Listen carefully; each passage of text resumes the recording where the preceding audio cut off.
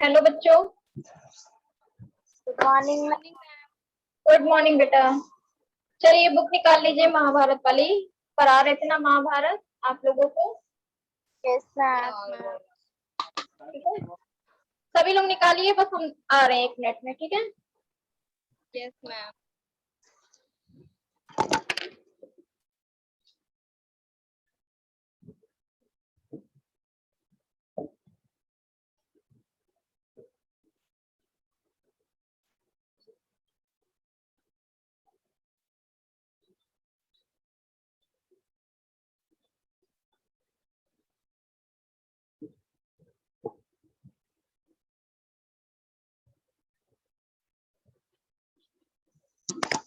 चलिए निकाल ली है बुक आप लोग।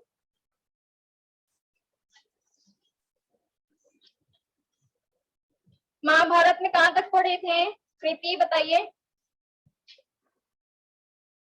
मैम सेकंड चैप्टर पूरा हो गया था। नहीं हुआ था बेटा।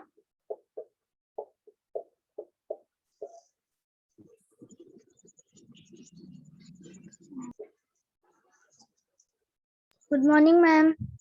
गुड मॉर्निंग बच्चों।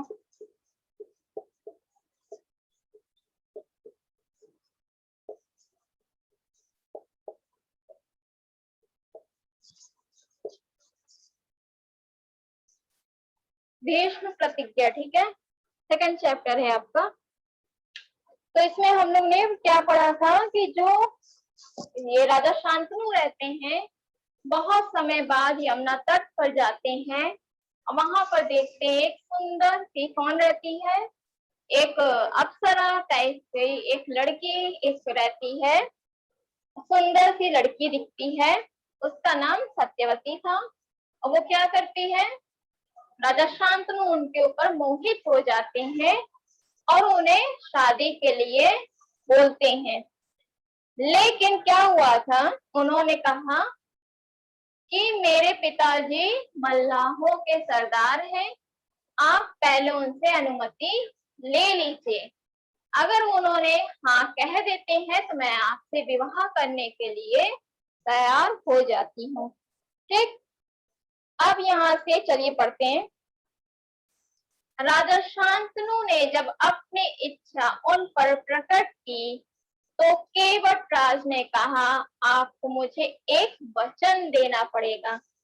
केवटराज कौन थे, वो सत्यवती के पिता थे, जो मल्लाहों के क्या थे, सरदार थे। ठीक है, कौन थे सत्यवती के पिता,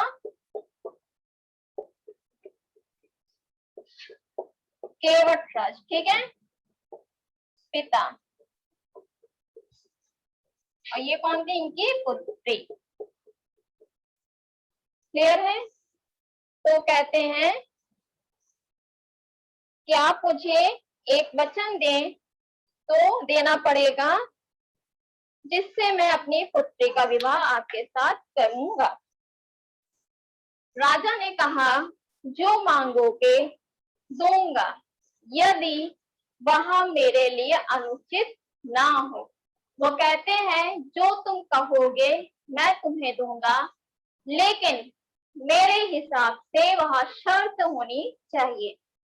केवटराज बोले, आपके बाद हस्तिनापुर के राज सिंहासन पर मेरी लड़की का पुत्र बैठेगा। वो क्या कहते हैं, उनकी क्या शर्त थी कि जब मेरी बेटी मतलब सत्यवती का विवाह आपसे होता है तो उसके बाद जो पुत्र होगा वही राजगद्दी पर बैठेगा। उत्तराधिकारी कौन होगा, मेरी बेटी का पुत्र। केवटराज की शर्त राजा शांतनु को नागवार लगी। उन्होंने क्या कहा, नहीं, मैं ऐसा नहीं करूंगा। गंगा सुत को छोड़कर अन्य किसी को राजगद्दी पर बैठाने की कल्पना तक उनसे ना हो सकी। जो गंगा कौन थी, जो उनकी पहली पत्नी थी गंगा, जिसका पुत्र कौन था, देवव्रत। ठीक है, तो देवव्रत को ही राजगद्दी पर बैठाना चाह रहे थे, और उसके अलावा उनके मन में और किसी के बारे में सोचने तक की भी हिम्मत ना थी। निराश और उद्विग्न मन से वह नगर की ओर लौट आए, किसी से कुछ भी नहीं कहे, पर चिंता उनको मन को कीड़े की तरह कुतर कुतर कर खाने लगी।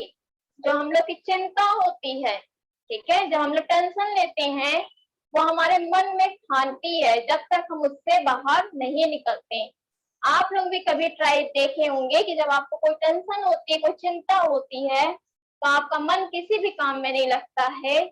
आप क्या करते, अंदर ही अंदर बेचैन होते रहते, कैसे मैं इससे बाहर निकलूं, किससे मैं ये चीज बोलूं। तो उसी तरह राजा थे, वो बहुत ही उनके मन को जैसे कीड़े की तरह खा रहा हो। देवव्रत ने देखा कि उसके पिता के मन में कोई ना कोई व्यथा समाई हुई है। जो देवव्रत थे वो कहते हैं कि मेरे पिताजी बहुत ही चिंतित हैं, जरूर कोई बात है।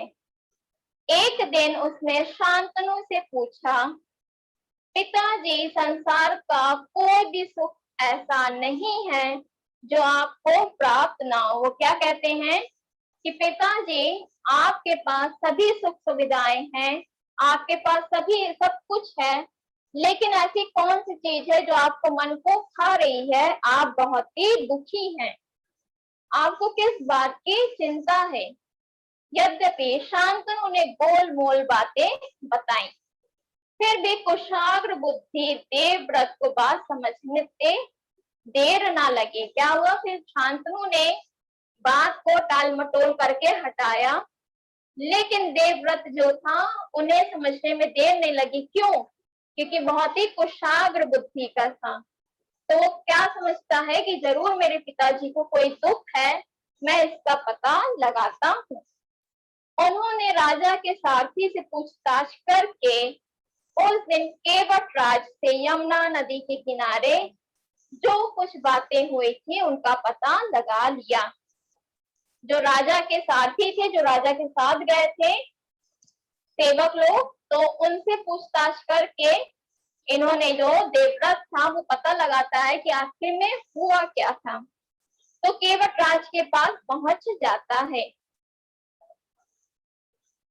उनसे कहता है कि वह अपनी पुत्री सत्यवती का विवाह महाराज शांतनु से कर दें।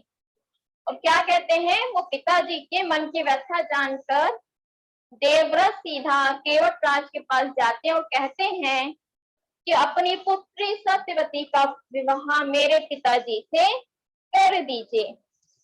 केवटराज ने वही शर्त दोहराई जो उन्होंने शांतनु के सामने रखी थी। केवटराज फिर वही बात को दोहराते हैं, कहते हैं कि मेरी एक शर्त है कि जो भी राजगद्दी पर बैठेगा वो मेरी बेटी का पुत्र बैठेगा, मेरी सत्यवती का ही पुत्र बैठेगा। देवव्रत ने कहा, यदि तुम्हारी आपत्ति का कारण यही है तो मैं वचन देता हूँ कि मैं राज का लोभ नहीं करूंगा। वो क्या कहता है, देवव्रत केवटराज से कहता है कि यदि तुम्हारी यही शर्त है, तुम्हें यही आपत्ति है, यही है रीजन, तो मैं आपको वचन देता हूँ कि मैं कभी भी राज का लोभ, मतलब राज को नहीं लूंगा, उसका लालच नहीं करूंगा। सत्यवती का पुत्र ही मेरे पिता के बाद राजा बनेगा। वो क्या वचन देता है कि जो उसका पुत्र होगा उसके बाद ही मेरे पिता के बाद राजा बनेगा। केवटराज इससे भी संतुष्ट ना हुए। केवटराज क्या हुए, उससे भी संतुष्ट नहीं हो पाए। उन्होंने और दूर की सोची, बोले, आर्यपुत्र, इस बात का मुझे पूरा भरोसा है कि आप अपने वचन पर अटल रहेंगे। केवटराज क्या कहते हैं देवव्रत से कि मुझे इस बात का यकीन है, भरोसा है कि आप अपने वचन से पीछे नहीं हटेंगे, लेकिन आपकी संतान से मैं वैसी आशा कैसे रख सकता हूँ। यहाँ पे केवटराज क्या अब उनके आगे क्या शर्त बढ़ जाती है कि चलो मान लेते हैं कि तुम नहीं लोभ करोगे तुम राजगद्दी नहीं लोगे। लेकिन तुम्हें क्या पता कि जब तुम शादी करोगे, मतलब देवव्रत की जब शादी होगी, उनसे जो पुत्र होगा तो वो राजगद्दी नहीं लेंगे। केवटराज इस बात को दोहराते हैं। आप जैसे वीर का पुत्र भी तो वीर ही होगा। वो क्या कहते हैं, जैसे आप वीर हैं, जब आपका पुत्र होगा तो वो भी तो वीर ही होगा। बहुत संभव है कि वह मेरे नाती से राज छीनने का प्रयत्न करें। वो कहते हैं कि मान लेते हैं आप राजगद्दी को नहीं लेते हैं, लेकिन जब आपका पुत्र होगा वो तो राजगद्दी को लेगा। इसके लिए आपके पास क्या उत्तर है, इसके लिए आप क्या कह सकते हो? केवटराज का प्रश्न अप्रत्याशित था। उसे संतुष्ट करने का यही अर्थ हो सकता था कि देवव्रत अपने भविष्य का भी बलिदान कर दें। अब उनकी शर्त को मानने के लिए यहाँ पे देवव्रत अपने भविष्य का भी बलिदान कर देते हैं, किंतु पितृभक्त देवव्रत इससे जरा भी विचलित नहीं हुए। गंभीर स्वर में उन्होंने यह कहा, मैं जीवन भर विवाह नहीं करूंगा। इनकी कौन सा क्या, उन्होंने बहुत ही गंभीर स्वर में कहा कि मैं कभी भी अब मैं विवाह नहीं करूंगा। जब मेरी शादी नहीं होगी तो मेरे पुत्र भी उत्पन्न नहीं होंगे। तो उत्तराधिकारी बनने का वहां पे कोई भी शक नहीं है। आजन्म ब्रह्मचारी रहूंगा, जब तक मतलब मरता नहीं हूं तब तक ब्रह्मचारी रहूंगा, किसी से भी विवाह नहीं करूंगा। मेरे संतान ही ना होगी। जब मैं विवाह नहीं करूंगा तो मेरी कोई भी संतान नहीं होगी। अब तो तुम संतुष्ट हो। यहाँ पे केवटराज से कहता है, अब तुम जाकर संतुष्ट हुए कि हमारा विवाह नहीं होगा। किसी को आशा नहीं थी कि तरुण कुमार ऐसी कठोर प्रतिज्ञा करेंगे। किसी को भी नहीं पता था कि अपने जीवन की ये कठोर प्रतिज्ञा उनके लिए है। ये सोचो,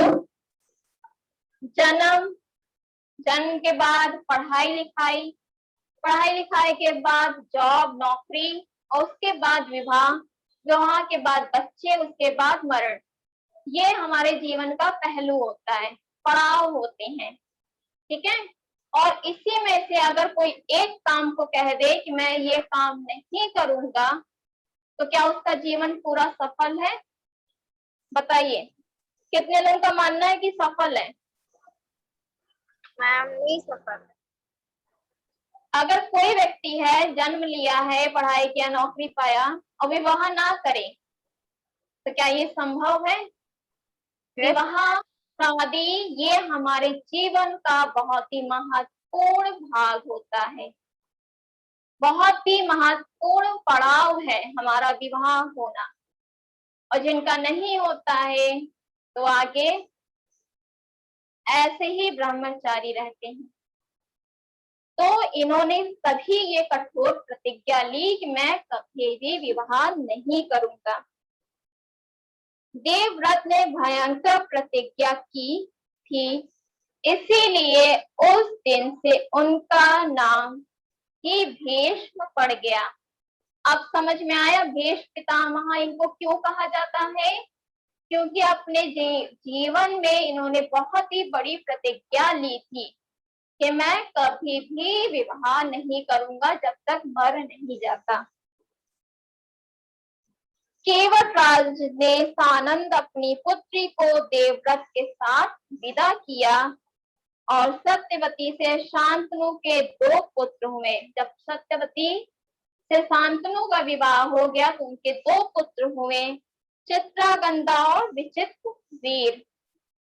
शांतनु के देहावसान पर जब शांतनु मर गए तो चित्रगंधा हस्तिनापुर के सिंहासन पर बैठे और उनके युद्ध में मारे जाने पर विचित्रवीर उनके सिंहासन पर बैठे। विचित्रवीर कि दो रानियां थी, अंबिका और अंबालिका। अंबिका के पुत्र थे धृतराष्ट्र और अंबालिका के पुत्र थे पांडु। धृतराष्ट्र के पुत्र कौरव कहलाए और पांडु के पुत्र पांडव कहलाए। महात्मा भीष्म शांतनु के बाद से कुरुक्षेत्र युद्ध का अंत होने तक उस विशाल राजवंश के सामान्य कुल नायक और पूज्य बने रहे। ठीक है, जो ये भीष्म पितामह थे, भीष्म पितामह कौन थे बताइए, बता सकते हो भीष्म पितामह कौन थे? Ma'am Devavrat. Very good, Devavrat ही भीष्म पितामह थे। और उनका भीष्म नाम किस वजह से पड़ा था बताइए? भीष्म नाम उन्हें, हाँ बोलो मैम, क्योंकि उन्होंने बहुत कड़ी प्रतिज्ञा की। किस चीज की प्रतिज्ञा? मैम शादी ना करनी। आप लोग ऐसी कोई प्रतिज्ञा ले सकते हैं बताइए? क्या हम ले सकते हैं? हम अपनी खुद की बात कर रहे हैं, क्या हम ले सकते हैं? नहीं, इसीलिए हम लोग आम आदमी में हैं और ये महान हो गए थे। ठीक, तो इनका जो क्रम है ये तुम लोग याद रखना, ठीक, क्योंकि पूरी महाभारत इन्हीं पे बेस है। जब तक ये नहीं पता होगा आप लोग फिर सब भूलते जाओगे। ठीक है, हम लिख रहे हैं, इसको याद रख लीजिए। जिनके पास बुक नहीं है वो कॉपी में नोट कर लीजिए।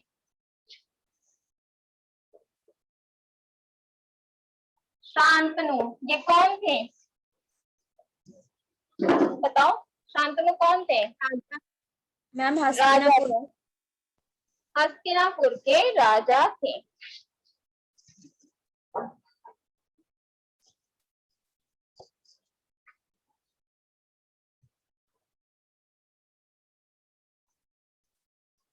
और इनकी ये जो शांतनु है यहीं से महाभारत की कथा प्रारंभ हुई।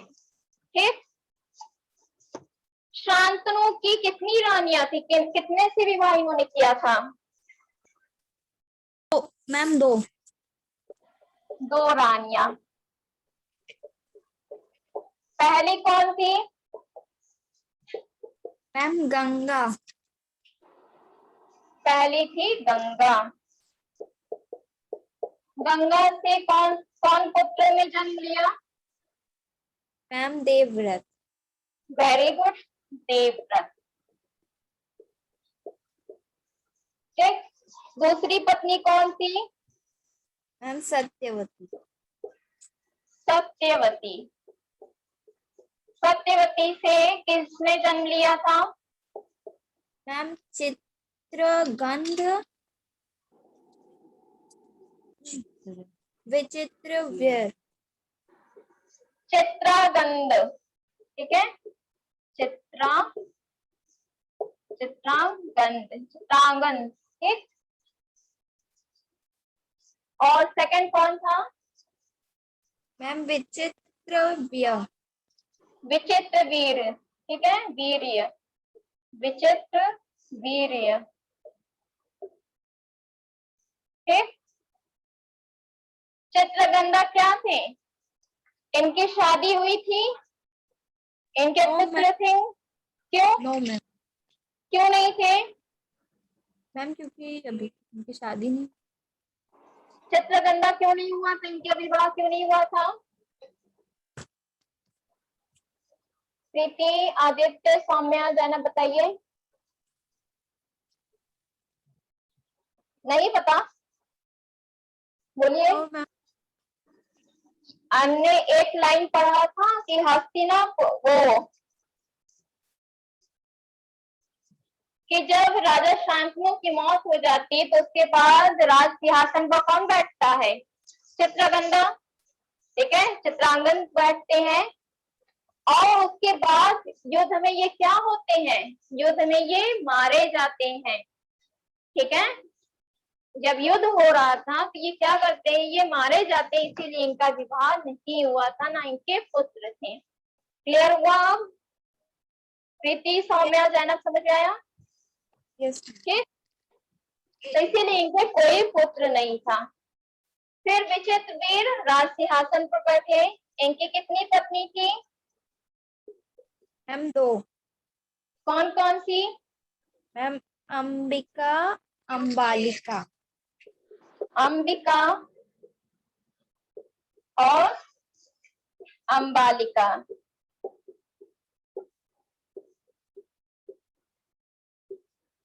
अंबिका से कितने पुत्र हुए थे?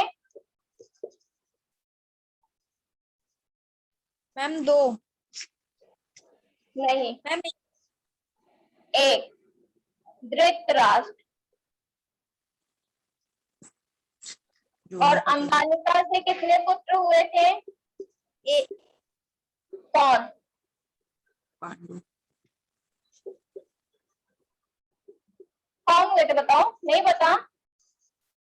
Ma'am Pandu. Very good, Pandu. फिर उसके बाद धृतराष्ट्र के कौन पुत्र कहलाए? कौरव। कौरव। कौरव क्यों कहलाए थे? कौरव क्यों कहा गया इनको?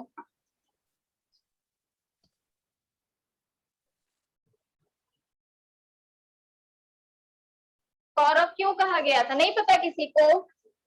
क्योंकि इनके 100 पुत्र थे। ठीक है, 100 पुत्र थे, इसीलिए ये क्या कहलाए? कौरव। और पांडु के कितने पुत्र थे? मैम 5। 5, इसीलिए क्या इन्हें कहा गया? पांडव। पांडव। जिनके पास बुक नहीं वो बच्चे ये क्रम में लिख लें। क्यों? क्योंकि पूरी महाभारत इसी से अब आगे चलेगी।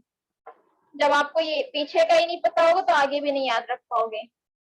कृति, सौम्या, जैनब लिख रही हो बेटा? Yes ma'am. लिख कर बताइए, ठीक है?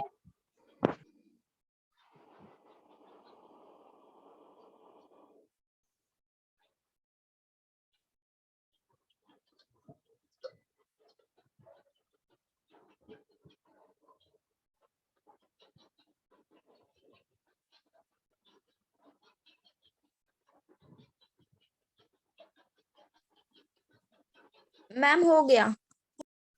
सभी का हो गया? मैम हो गया। सौम्या आपका भी? Yes ma'am. ठीक, ये था आपका क्रम।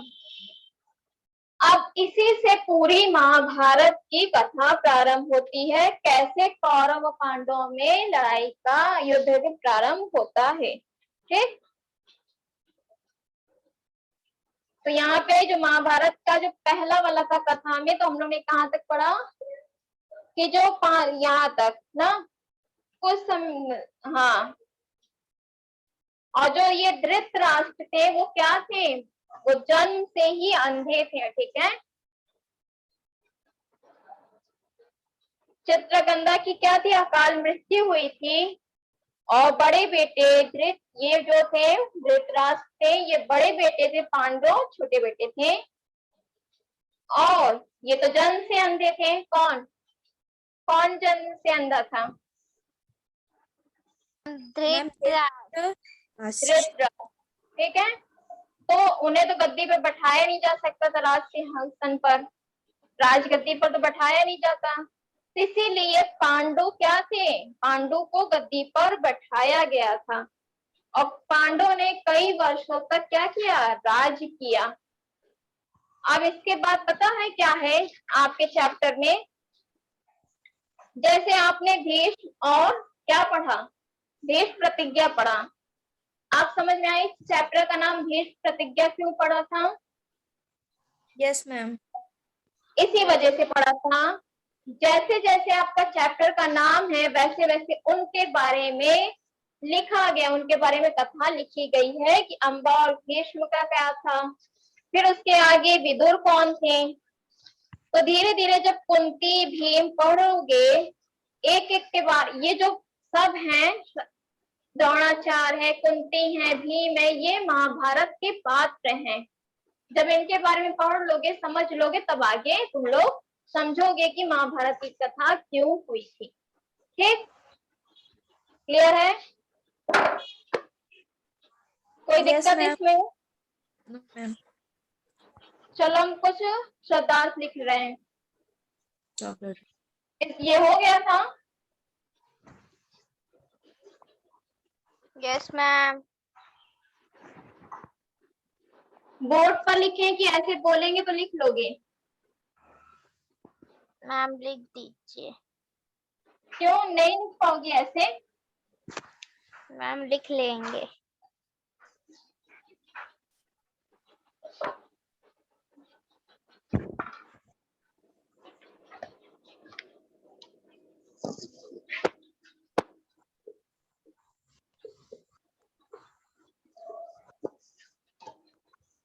कंठस्थ मतलब होता है जुबानी याद कराना।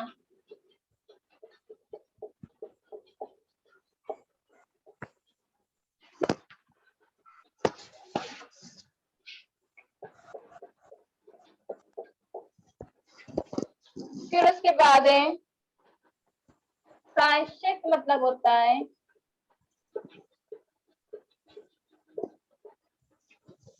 पछताना।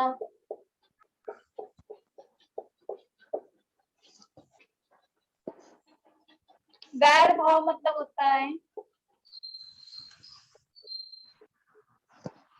दुश्मनी।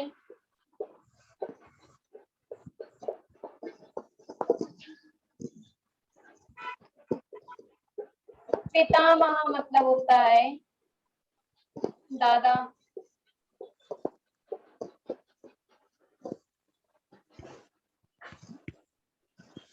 चौसर मतलब होता है चौपड़।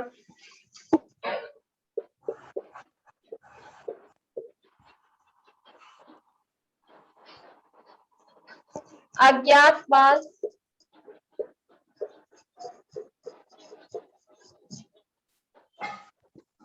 छिप कर रहना।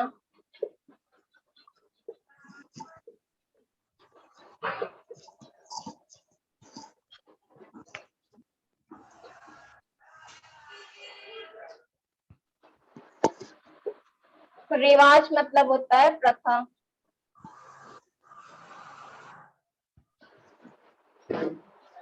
दिख रहा है यहाँ पर?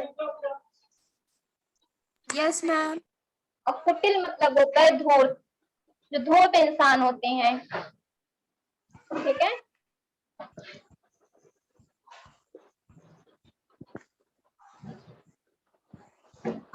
धूर्त होता है। यहाँ तक लिख लीजिए, लिख के बताइए।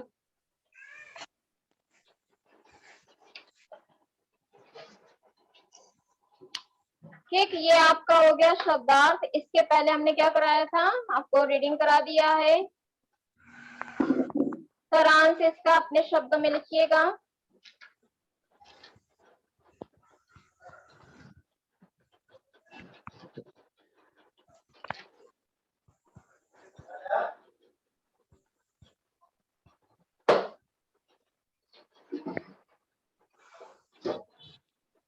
हो गया जैनब, प्रीति, सौम्या? Yes ma'am. सभी का हो गया? No, ma'am. लिख लीजिए, लिख के बताइए।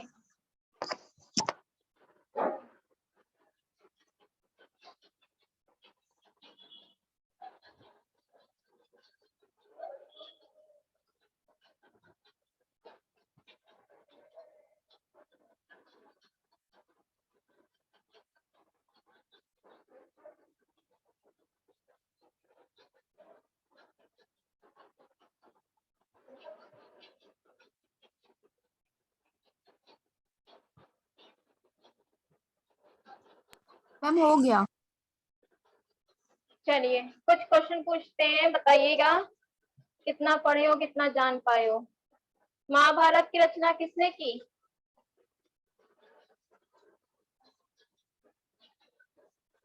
पता है किसी को महाभारत की रचना किसने की थी? पहले दिन ही हमने पहले पेज पे लिखा हुआ और बोर्ड पे भी लिख के बताया था कि महाभारत की रचना किसने की थी। बताओ। वेद व्यास। Very good. महर्षि पराशर के पुत्र, कीर्तिमान पुत्र वेद व्यास ने की थी।